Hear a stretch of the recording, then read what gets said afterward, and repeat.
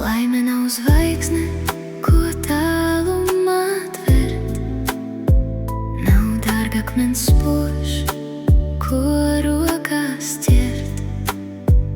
Tā mājo tur, kur sirdī ir miers, kur gaisma sākas un arī kur dziest.